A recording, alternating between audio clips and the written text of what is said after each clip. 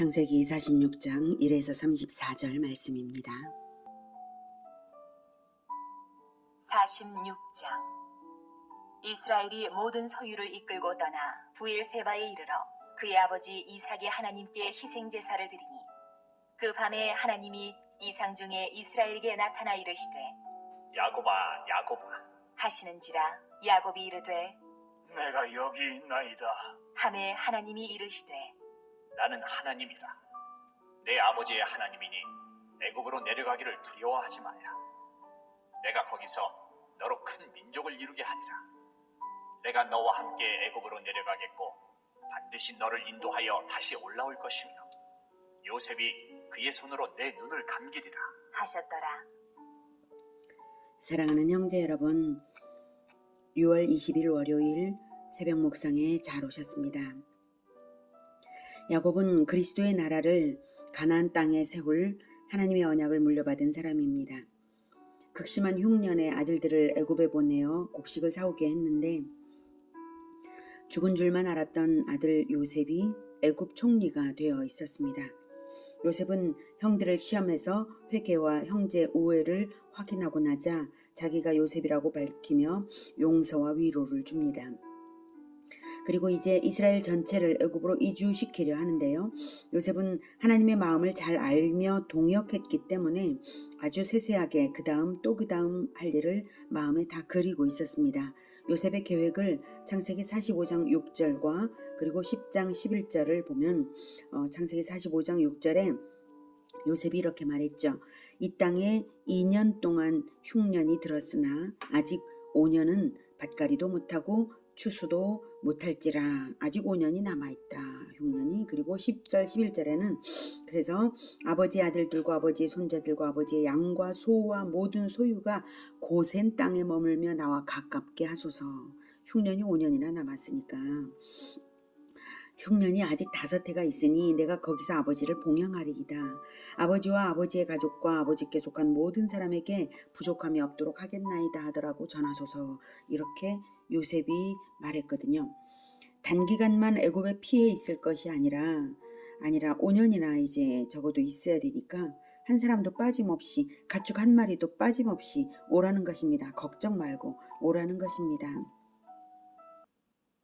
요셉은 사실 앞으로 400년 동안이나 앞으로 있을 걸 알아요. 5년만이 아니라. 증조할아버지 아브라함에게 하나님이 말씀하신 것이 창세기 15장 13, 14절에 나와 있죠. 400년 동안 외국에서 살 거라는 것이니까요. 그런데 400년 동안 있으려면 이스라엘 온 족속이 와야지 어느 한 가족이라도 떨어지면 안 되거든요. 그러려면 모든 가족이 다 안심해야 하고 화목해야 하고 조금이라도 미안해서 사양하거나 외톨이로 떨어지는 가족도 있으면 안 되거든요. 이런저런 생각을 다 하는 요셉은 아주 간곡히 부탁을 하는 것입니다. 자기가 전체를 잘 부양하겠다는 간곡한 말을 한 거예요. 하나님이 앞으로 5년 동안이나 더 흉년을 주시는 이유는 야곱 가족들이 애굽에 잘 정착해서 가나안으로 성급히 돌아가려고 하지 않게 하시는 것입니다. 요셉을 애굽 전국에 주로 세우신 것은 이스라엘 민족의 정착을 확고하게 보장하시는 것이죠.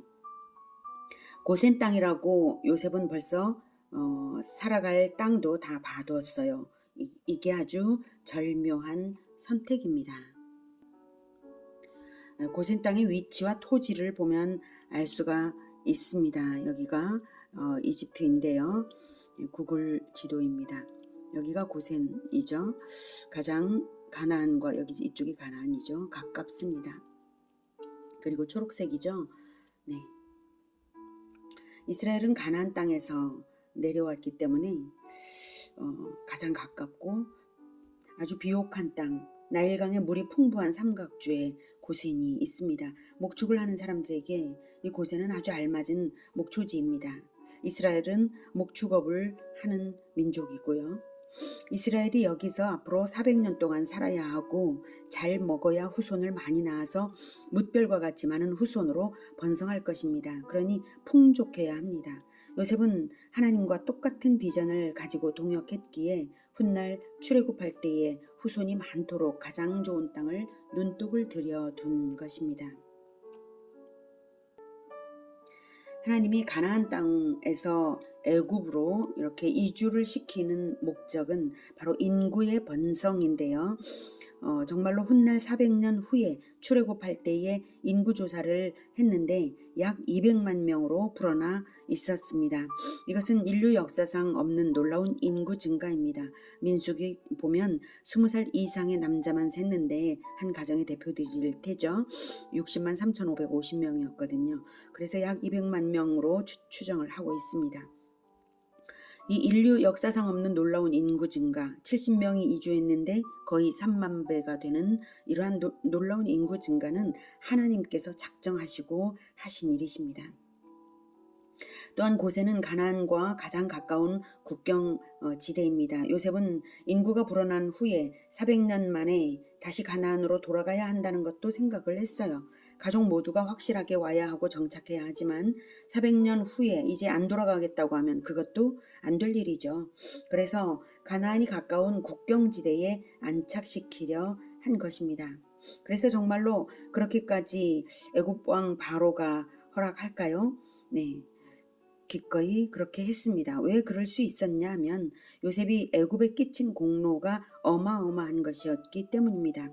요셉은 애굽을 최강대국으로 부상시키는 데에 1등 공신이었기 때문에 애굽 왕 바로는 야곱의 가족을 국빈으로 초대했고요. 온 애굽 땅에 좋은 것이 너희 것이다 라고까지 말하며 거주지를 가장 비옥한 땅에 허락했습니다. 자, 그런데요. 야곱은 요셉을 보러 애굽으로 출발은 했지만 아직 애굽에서 여생을 마칠 생각은 아니었어요. 그러면 하나님의 계획대로 안 되겠죠. 그래서 하나님이 나타나 주십니다. 간절히 설득하시려고 2번씩이나 야곱아 야곱아 부르시면서 하시는 말씀이 2절에 야곱아 야곱아 부르시면서 자 3절 하나님이 이르시되 나는 하나님이라 내 아버지의 하나님이니 애굽으로 내려가기를 두려워하지 말라. 내가 거기서 너로 큰 민족을 이루게 하리라. 내가 너와 함께 애굽으로 내려가겠고 반드시 너를 인도하여 다시 올라올 것이며 요셉이 그의 손으로 내 눈을 감기리라 하셨더라. 사실 야곱은 애굽으로 가는 것이 두려웠어요. 왜 두려웠냐면 이런 생각이었죠. 약속의 땅 가나안을 떠나도 되나? 언약의 땅을 떠나도 되나? 가나안은 내 할아버지로부터 아버지에게로 언약으로 물려주신 땅인데 과거에 내가 베델로 가겠다고 했다가 언약을 얼른 안 지키고 세겜에서 집지어 사니까 디나가 강간당하고 아들들이 세겜 학살 사건까지 일으키기까지 했었지. 하나님께서 언약을 안 지키는 나에게 그렇게 혼을 내주신 적이 있었는데 내가 언약의 땅을 떠나면 하나님이 보살피시지 않을 텐데 어쩌지? 내 할아버지 아브라함이 흉년 때 한때 애굽에 가신 적이 있지. 그때 그만 하갈을 첩으로 데리게 되는 실수를 했지 뭐야. 그리고 아버지 이삭 때에도 흉년이 들었을 때 하나님은 애굽으로 내려가지 말라고 아버지에게 말씀하셨어. 그랬는데 내가 어떻게 애굽으로 갈 수 있나? 그런데 우선 흉년 때문에라도 가긴 가야겠고 요셉도 봐야 해서 가긴 가지만 불안하니까 곧 돌아와야겠다. 이렇게 생각하는 것이 바로 야곱의 마음이었을 것입니다. 그래서 하나님이 나는 내 아버지의 하나님이라고까지 말씀을 하시는 거예요. 네 아버지 이삭에게 언약을 준 그 하나님이니까 내 말대로 이제는 해도 된다. 이 말씀이죠. 큰 민족을 이루게 하리라고 큰 민족을 이루게 하리라고 하나님의 계획을 알려주십니다. 그제 야곱의 눈이 확 밝아졌을 거예요. 맞다. 할아버지에게 뭇별같이 많은 후손 주시는 언약 주셨지. 이방에서 400년 계기된다는 예언이 있었지. 맞다 했을 거예요. 미래가 보이고 비전을 보는 순간이죠. 그리고 불안해할 것도 없다고 하십니다. 하나님이 함께 내가 너와 함께 애굽으로 내려가겠다 하셨죠. 이 말씀은 야곱 일행을 절대로 떠나지 않고 보호를 보장하신다는 것입니다. 하나님과 같은 동일한 비전을 품고 하나님과 동역하는 언약 백성에게는 하나님이 이렇게 번영과 번성과 보호를 보장하시며 함께 하시는 것입니다. 하나님의 비전을 품으시고 동역하시기를 축복합니다. 4절에 너를 인도하여 다시 올라올 것은 400년 후에 민족의 출애굽을 말합니다. 하나님은 이스라엘 민족 전체를 한 사람을 부르듯이 너라고 말씀하시는 분이십니다. 그런데 그 출애굽은 야곱이 죽은 한참 이후 일이 일어나거든요. 그래서 요셉이 그의 손으로 네 손을 감기리라 라고 애굽에서 살다가 너는 애굽에서 임종을 맡게 될 것까지 알려주셨어요. 출애굽은 그 한참 이후에 일어날 일입니다. 그렇게 해서 야곱은 안심했고 비전이 보이기 시작하니까 동역도 효과적으로 되기 시작했습니다. 5절. 야곱이 부엘세바에서 떠날새 이스라엘의 아들들이 바로가 그를 태우려고 보낸 수레에 자기들의 아버지 야곱과 자기들의 처자들을 태우고 그들의 가축과 가나안 땅에서 얻은 재물을 이끌었으며 야곱과 그의 자손들이 다 함께 애굽으로 갔더라. 이와 같이 야곱이 그 아들들과 손자들과 딸들과 손녀들 곧 그의 모든 자손을 데리고 애굽으로 갔더라. 애굽으로 내려간 이스라엘 가족의 이름은 이러하니라. 야곱과 그의 아들들 곧 야곱의 맏아들 르우벤과 르우벤의 아들 한옥과 발루와 헤스론과 갈미요 시몬의 아들은 여무엘과 야민과 오핫과 야긴과 스할과 가나안 여인의 아들 사울이요 레위의 아들은 게르손과 그핫과 무라리요 유다의 아들 곧 엘과 오난과 셀라와 베레스와 세라니 엘과 오난은 가나안 땅에서 죽었고 베레스의 아들은 헤스론과 하물이요 이사갈의 아들은 돌라와 부아와 욥과 시므론이요 스불론의 아들은 세렉과 엘론과 얄르엘이니 이들은 레아가 바단 아람에서 야곱에게 난 자손들이라. 그 딸 디나를 합하여 남자와 여자가 33명이며 가세 아들은 시변과 학기와 순이와 에스본과 에리와 아로디와 아렐리오 아셀의 아들은 임나와 이스와와 이수위와 부리아와 그들의 누이 세라며 또 부리아의 아들은 헤벨과 말기엘이니 이들은 라반이 그의 딸 레아에게 준 실바가 야곱에게 낳은 자손들이니 모두 16명이라. 야곱의 아내 라헬의 아들 곧 요셉과 베냐민이요 애굽 땅에서 온의 제사장 보디베라의 딸 아스낫이 요셉에게 낳은 므낫세와 에브라임이요 베냐민의 아들 곧 벨라와 베겔과 아스벨과 게라와 나만과 에히와 로스와 무빔과 훗빔과 아르시니 이들은 라헬이 야곱에게 낳은 자손들이니 모두 14명이요 단의 아들 후심이요 납달리의 아들 곧 야스엘과 구니와 예셀과 실렘이라. 이들은 라반이 그의 딸 라헬에게 준 비라가 야곱에게 낳은 자손들이니 모두 7명이라. 야곱과 함께 애굽에 들어간 자는 야곱의 며느리들 외에 66명이니 이는 다 야곱의 몸에서 태어난 자이며 애굽에서 요셉이 낳은 아들은 2명이니 야곱의 집사람으로 애굽에 이른 자가 모두 70명이었더라. 야곱이 유다를 요셉에게 미리 보내어 자기를 고센으로 인도하게 하고 다 고센 땅에 이르니 네, 이렇게 한 사람도 남김없이 전부 다 애굽으로 왔고요. 이스라엘은 총 70명이 되었습니다. 그리고 아무데로나 가지 않고 예비된 고센 땅으로 가죠. 야곱과 유다까지 하나님의 비전에 동역되고 있는 모습입니다. 그리고 요셉은 하나님이 예비하신 대로 착착 일을 진행시켰는데요. 아주 주도면밀합니다. 29절. 요셉이 그의 수레를 갖추고 고센으로 올라가서 그의 아버지 이스라엘을 맞으며 그에게 보이고 그의 목을 어긋맞춰 안고 얼마 동안 울매 이스라엘이 요셉에게 이르되 네가 지금까지 살아있고 내가 네 얼굴을 보았으니 지금 죽어도 족하도다.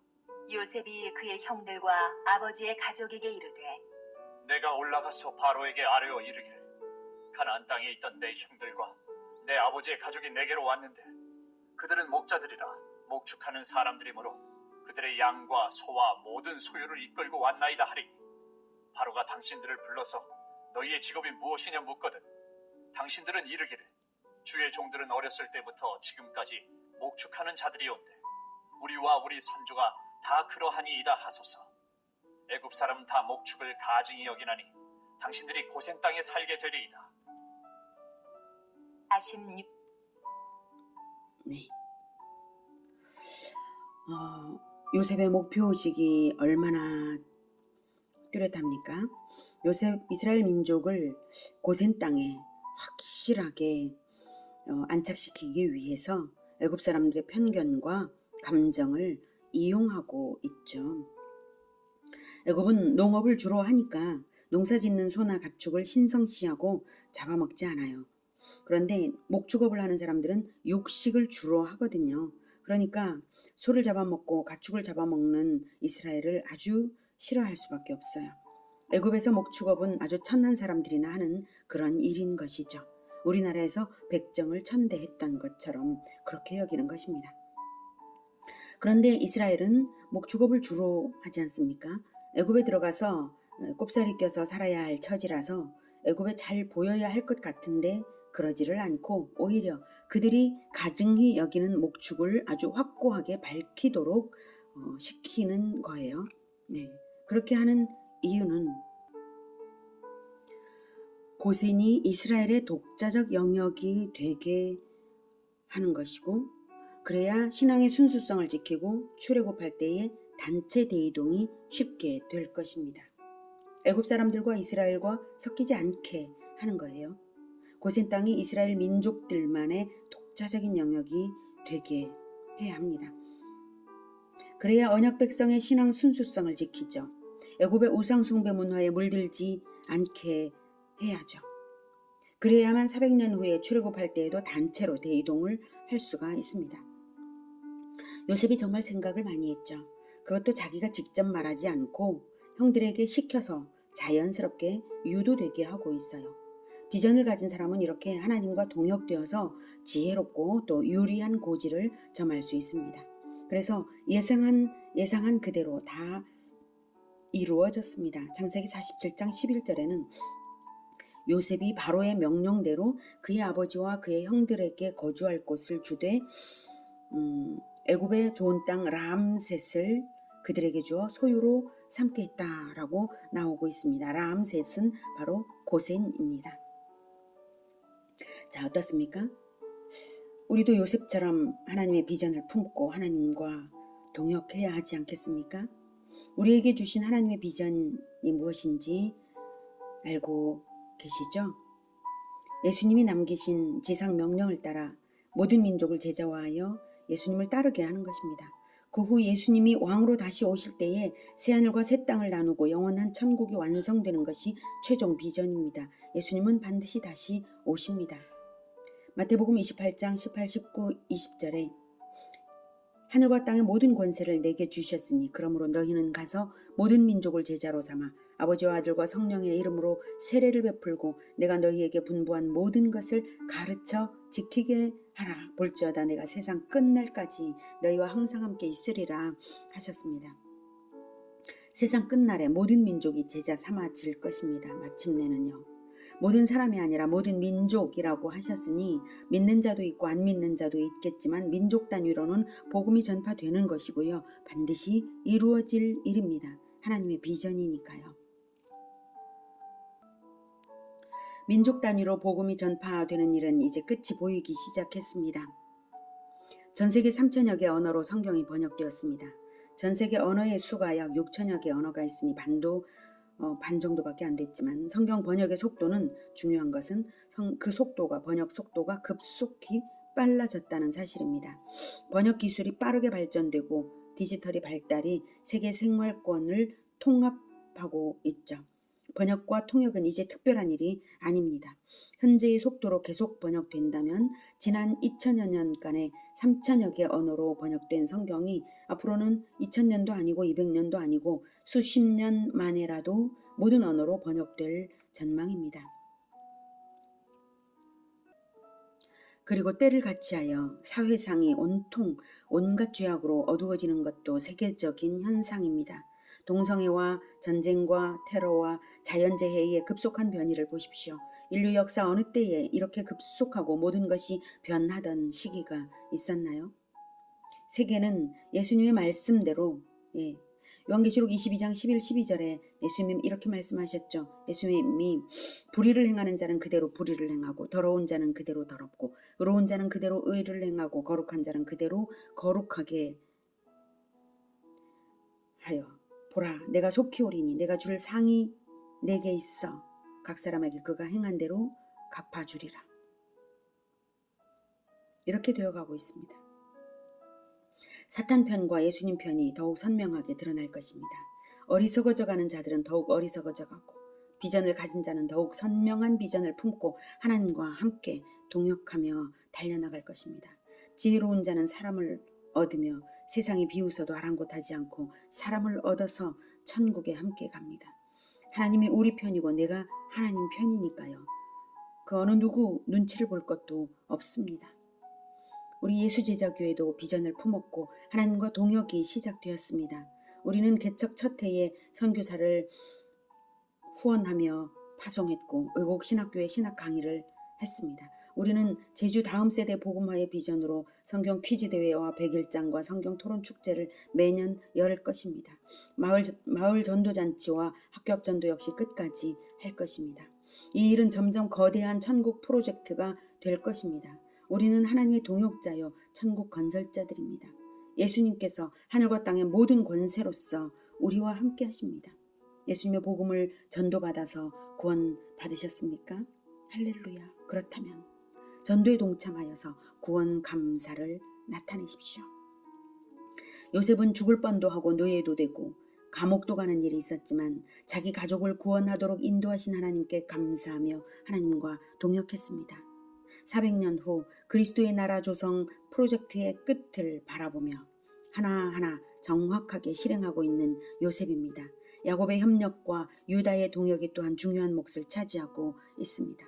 우리의 동역에 하나님이 함께 하십니다. 복음화에 동참하셔서 구원 감사를 나타내는 우리 모두가 되기를 기원합니다. 기도하겠습니다. 하나님, 그리스도의 나라 거대한 프로젝트를 요셉이 감당하는 것을 볼 때에 우리 역시 예수님께서 다시 오실 때에 이루어질 영원한 천국 프로젝트에 지금부터 늘 동참하겠습니다. 주님, 요셉처럼 하나님과 동역되어서 하나님께 영광이 되는 우리 모두가 되게 주님 도와주시옵소서. 예수 그리스도 이름으로 기도드립니다. 아멘. 이어지는 시간은 개인 기도 시간입니다.